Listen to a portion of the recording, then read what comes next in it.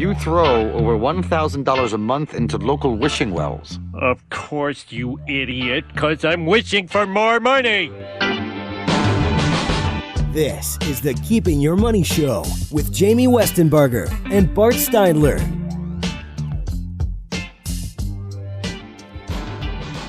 All right, welcome back to Keeping Your Money Show. Jamie Westenberger, joined as always by Bart Steindler. We've been talking about Social Security, fiduciary rule changes that may affect your investment accounts and the way that they're handled. If you miss any part of the show, you can always find it on our website. Just go to keepingyourmoney.com.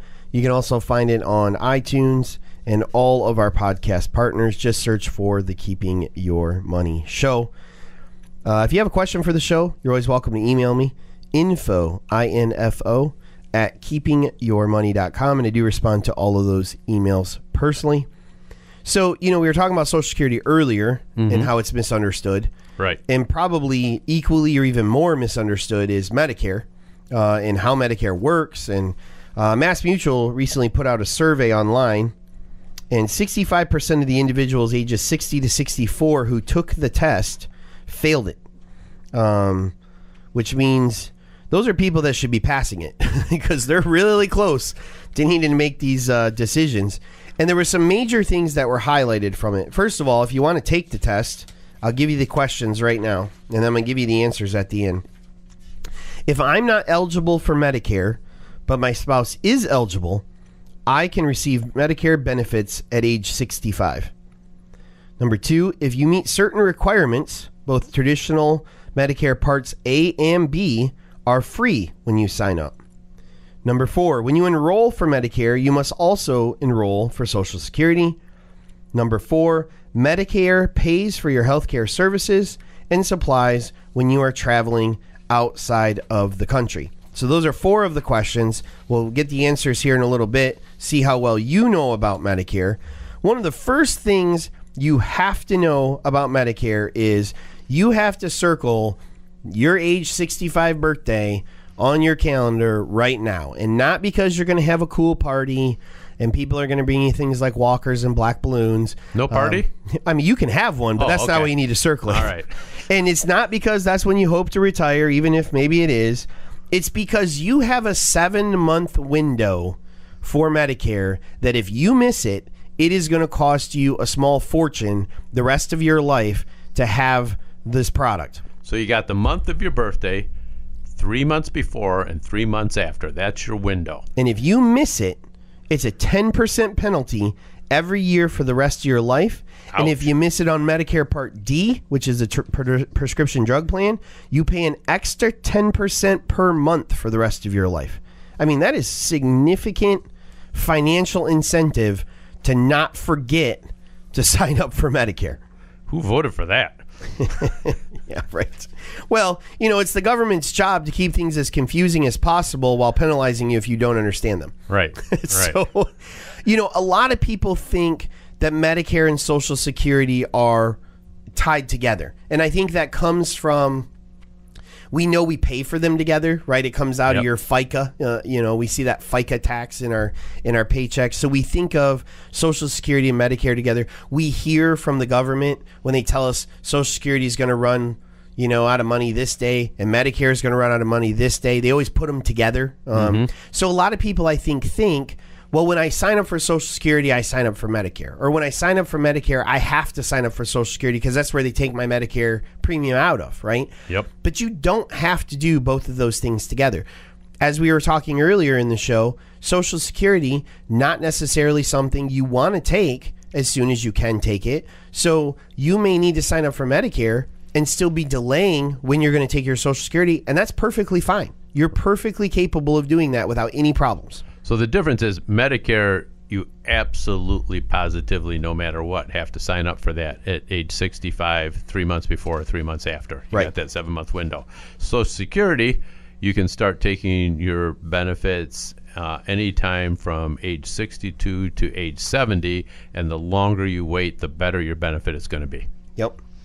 You need to understand how the cost of Medicare Part B premiums are actually figured out.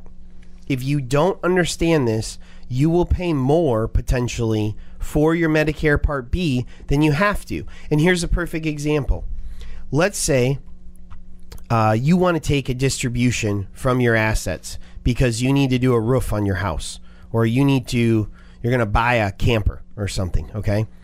Depending on where you choose to take those assets could actually affect how much you pay for your Medicare Part B. And that's because, unlike Medicare Part A, Medicare Part B is means tested, meaning based on how much money you made last year, it will determine how much you're going to pay for Medicare Part B. The difference... Means tested doesn't mean how mean you are? No. Oh, okay. What? That was great input, Bart. Thanks. I'm trying to throw you off a little. The difference in how much you pay from the minimum is $134 all the way up to $428. So you're literally talking about almost $300 more a month for the next year, for the next 12 months. That's $3,600 a year. That's a significant difference in what you're going to pay for Medicare. And maybe it was something as simple as deciding to take that distribution from a Roth or take it in January instead of December. I mean, there's small things. And this is one of those things that I think highlights where a financial advisor maybe doesn't get utilized as much as they should. Mm-hmm. You might have a financial advisor right now. You might just call up and say, I need $30,000. But really what you should be calling up and saying, I'm thinking about taking $30,000 out. Let's have a conversation on the best way for me to do that so it doesn't affect my Medicare premiums, my Social Security, and all the other things that we have going on. So don't miss out on the opportunity to maximize the way you're taking withdrawals without getting penalized on them as well. Right. A lot of times you have a lump sum coming from something related to your work. And if you go back and talk to the people, maybe that lump sum can be spread out over 10 years. That can keep your adjusted gross income lower. And by keeping your adjusted gross income lower, you can keep your Medicare Part B premiums lower. And this is figured 2 years before. So it's important to remember that if you're going to retire and go on Medicare at 65, you're actually looking at your income at 63 to determine your Medicare premiums at 65. So important to not just think about it like, oh, well, when I retire, I'll worry about that. If you've got stock options and things like that they're going to be paying out, you want to be sitting down with a CPA and an advisor to figure out the best way to distribute that money over time so that you can minimize its impact on what your overall, not only tax bill is, but potentially your Medicare bill as well. Yep. You need to know your coverage loopholes. Too many people think Medicare covers everything. It does not cover everything. There are deductibles, there are copays, there are co-insurance amounts. The co-insurance amount actually, unlike most insurance plans, is unlimited. You are on the hook for 20% for whatever. Doesn't matter. If it's $1 million bill, you're on the hook for $200,000 of that. So you need to understand that hole exists because you're going to want to buy supplemental coverage for that. Now, there's two different ways you can go with it. You can go with a Medicare Advantage plan, which basically takes over for Medicare and has copays and deductibles itself. Or you can have a supplement plan, which you pay extra for, that basically plugs the holes of Medicare and helps to eliminate some of those additional costs. Right. Now, some of the supplemental insurance you can buy will cover different things.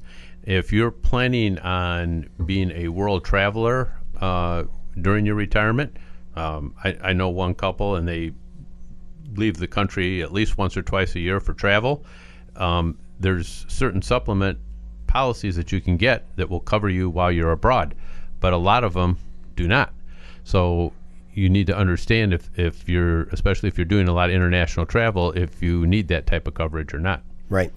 And really, the key when you're thinking about Medicare is a couple years before you need to file is a great time to sit down with a Medicare expert. We have one we work with.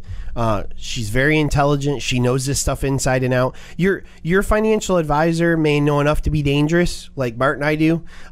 Your friend may know something. Your neighbor who did this a couple years ago might know a thing or two. But really sitting down with someone, because I mean, just in talking to Denise, there's been a couple times where she said things like, "Oh, well, if they're on that drug, then we need to go to this supplemental company because they're better at covering," I mean, you want somebody that knows that stuff inside and out. Right. And you don't want to take a risk on this because unlike Social Security, you don't have a 1-year window. If you screw up, that's it. That's what you have. So, all right, back to our quiz. If you're playing at home, number 1, if I'm not eligible for Medicare, but my spouse is eligible, I can receive Medicare benefits at age 65. That is true. You might say, well, when does that come into play? Some federal workers and other people who don't participate in Medicare, if their spouse is Medicare eligible, they can be Medicare eligible as well. If you meet certain requirements, both traditional Medicare Parts A and B are free when you sign up. That is false. It is never free. It will always cost you money. Don't worry about all that money you've paid into it over the last 50 years. You still have to pay more. When you enroll for Medicare, you must also enroll for Social Security. We discussed that. That is false. You do not have to enroll for both of them at the same time. And as you were talking about just a little bit ago, Bart, Medicare pays for your healthcare services and supplies when you are traveling outside of the country. That answer is also false. If you plan to be a world traveler, even if it's just a short time or a few times a year, you need to be looking at supplemental coverages to make sure you're protected when you're outside of the United States. All right, coming up, 5 financial habits you need to change ASAP if you want to be better prepared for retirement, right here on the Keeping Your Money Show.